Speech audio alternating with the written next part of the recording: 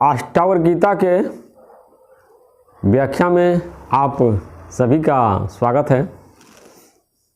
आज हम लोग अष्टावक्र गीता के पहले अध्याय का 6 नंबर श्लोक की चर्चा करेंगे और इसमें देखते हैं कि अष्टावक्र मुनि राजा जनक को क्या बता रहे हैं।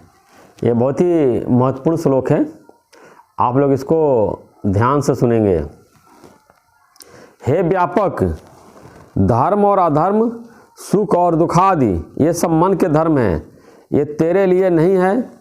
तू न करता है न भोगता है, तू तो सदैव मुक्त ही है। अब ये अष्टावक्र मुनि जो है बता रहे हैं कि जो भी सुख और दुख है ये मन के हैं, मन के धर्म हैं, तुम्हारे धर्म नहीं हैं।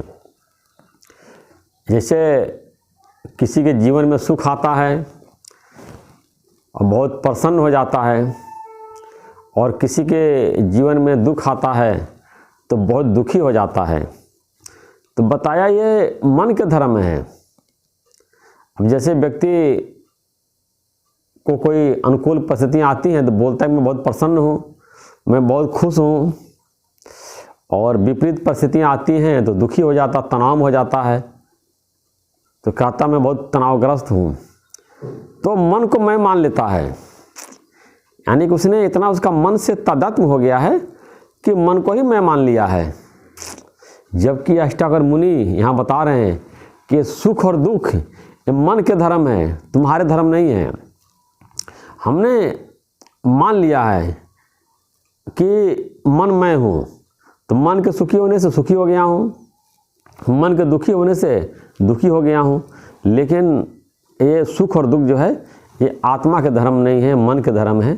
ये मन ही संसार में पूरा आसक्त है और संसार के बातों से, परिस्थितियों से, घटनाओं से ये मन जो है सुखी दुखी होता रहता है। तो अपने को आत्मा जानना है कि मैं आत्मा हूँ। ये मन जो खुश हो रहा है या दुखी हो रहा है, मैं इसको जानने वाला हूँ, मैं इस दुख और सुख का भी साक्षी हूँ। तू न करता है न तू भोगता है, तू सदैव मुक्त ही है। अब ये इतना अच्छी बात बता रहे हैं, तू सदैव मुक्त है, हमेशा, कभी तुम बंधन में आया ही नहीं, केवल तुमने मान रखा है। न तुम करता हो न भोगता हो, तुमने जो है कोई कर्म नहीं किया है, न तुम उस कर्म को भोगने वाले हो। करता और भोगता तो मन ही करता है और मन ही भोगता है। तो पुण्य कर्मों का फल जो सुख प्राप्त होता है और पाप कर्मों का फल दुख होता है। तो ऐसा नहीं बोलो कि जो मैंने क्या क्या कर्म किए हैं उसका फल मैं भोग रहा हूँ, या मैंने बहुत अच्छा कर्म किए हैं, देखो कितना मेरे पास धन संपत्ति है, मैं संपन्न हूँ, कितना सब चीज़ मेरे पास है, सब चीज़ फल फूल रहा है, मेरे पुण्य कर्मों का फल है। तो यहाँ अष्टावक्र मुनि बता रहे, ध्यान देने वाली बात है, अपने को किसी भी कर्म का तुम करता नहीं मानो और न भोगता मानो। जो जाने मैं कुछ करता तब लग गर्भ योनि में पड़ता। जो जानता कि मैं करता हूँ तब तक बार बार वो गर्भ योनि में पड़ेगा और उसका फल भी भोगना पड़ेगा। तो हम जब अपने अकर्ता भाव में आते हैं, अभोक्तापने में आते हैं, तभी हमको मुक्ति मिलती है और कर्मों से छुटकारा मिलता है। और बताया कि तुम सदैव मुक्त हो, कभी तुम बंधन में आए ही नहीं हो। लेकिन ये व्यक्ति अज्ञानवश जो है मन को मैं मान लिया है कि मन ही मैं हूँ, मैं ही करता हूँ, मैं ही भोगता हूँ, मैं सुखी हूँ, मैं दुखी हूँ। इस तरह से बिल्कुल अपने आप को शरीर से, अंतःकरण को से बिल्कुल मिक्स हो गया है और अपने को मैं मान लिया है। और इतनी उसकी चित्तियाँ जो है, जो चित्त वृत्तियाँ हैं उसी में पूरी उलझी हुई हैं और दिन भर बिल्कुल वो संसार का रूप हो गया है, मन का रूप हो गया है, सुखों का, दुखों का, परिस्थितियों का वो रूप हो गया है। ऐसे एक दृष्टांत आता है। एक बार जो है एक व्यक्ति अपने 100 घोड़ों को लेकर के किसी संत के पास गया, तो 99 घोड़े रस्सी से उसने बांध दिया और कहा कि जो है एक घोड़ा को बांधने के लिए रस्सी नहीं है। तो संत ने कहा ऐसा है कि तुम जाओ झूठ मूठ के उसको पैर में ऐसे बांधो रस्सी से। तो झूठ मूठ के जो है उस घोड़े के पैर में रस्सी जो है वो बांध दिया व्यक्ति जो है। और सुबह जब 99 घोड़ों का रस्सी उसने खोला और वो सबको हटा दिया और जा ही नहीं। संत ने कहा कि सब तो चले गए और वो जा ही नहीं रहा है। तो संत ने कहा ऐसा है कि तुम भी जैसे उसमें झूठ मूठ के बांधने का तुमने जो है उसमें किया था कि मैं बांध रहा हूँ, ऐसे तुम जाकर झूठ मूठ के ऐसे उसको खोलो।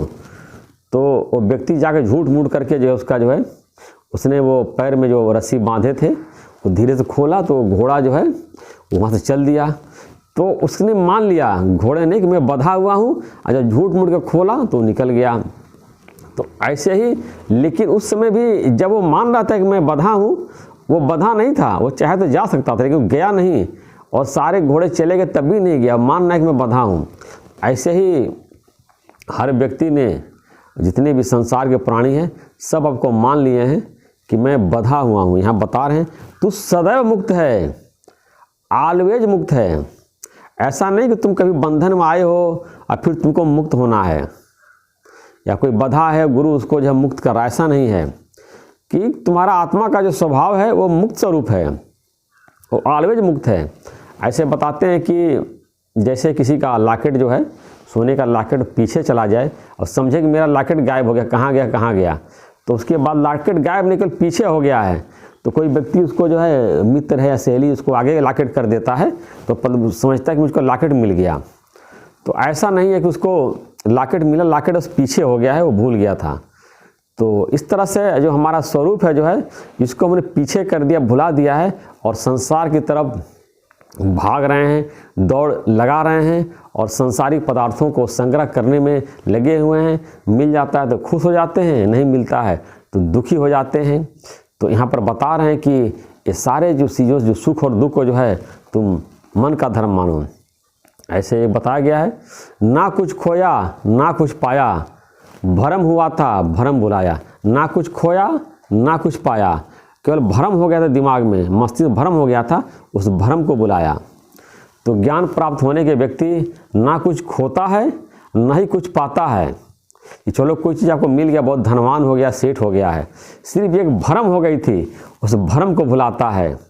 जो हमारे अंदर झूठ मूठ का एक भ्रम हो गया है कि मैं शरीर हूँ, मैं मन हूँ, मैं बुद्धि हूँ, मैं सुखी हूँ, मैं दुखी हूँ, मैं करता हूँ, मैं भोगता हूँ, इस भ्रम को भुलाने के लिए जो है ये रोज़ का सत्संग है। आप रोज़ इस भ्रम को भुलाने के लिए सुबह का सत्संग, शाम का सत्संग, अगर 2 बार नहीं कर पाते तो एक टाइम सुबह का सत्संग सुनिए, और नहीं तो कम से कम जो हफ्ते में 3 दिन, नहीं तो हफ्ते में कम से कम 1 दिन जो है ज़रूर सुनिए संडे को, और उसको विचार करिए कि क्या मैं बंधा हूँ, क्या मैं शरीर हूँ, क्या मैं मन हूँ, क्या मैं बुद्धि हूँ, क्या मैं परिवर्तन शरीर हूँ। जो 2.5 किलो पैदा हुआ था, बचपन में जो केवल ऐसे लेटा रहता था, फिर 6 महीने बाद उठ के बैठा, उसके बाद 1 साल बाद उसने बैया चलना शुरू किया, और उसके बाद कम से कम 1.5 साल या 1.25 साल में धीरे धीरे जो है कोई पकड़ के सोफ़ा या बेड चलना शुरू करता है। फिर 2 साल में वो दौड़ने लगता है, और फिर उसके बाद जो है बोलने भी लगता है।